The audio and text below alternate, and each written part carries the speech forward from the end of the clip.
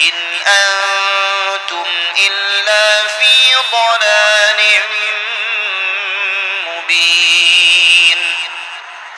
ويقولون متى هذا الوعد إن كنتم صادقين ما ينظرون إلا صيحة واحدة تأخذهم وهم يخصمون فلا يستطيعون توصية ولا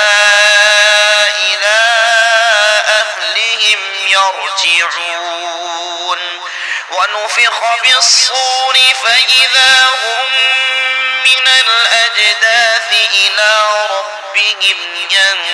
ينسلون قالوا يا ويلنا من بعثنا من مرقدنا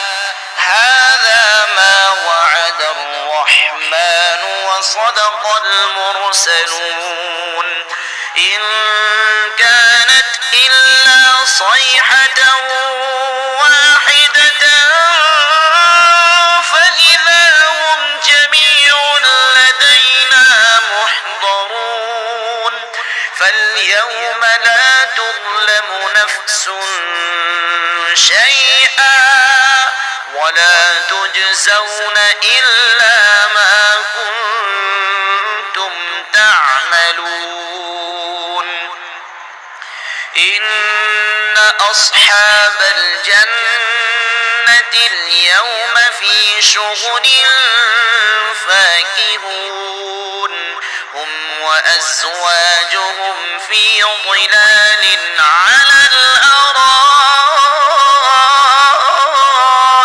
متكئون لهم فيها فاكهة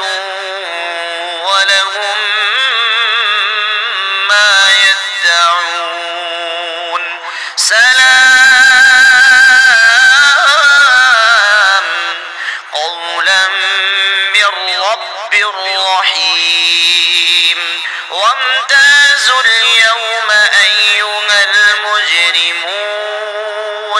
ألم أعهد إليكم يا بني آدم ألا تعبدوا الشيطان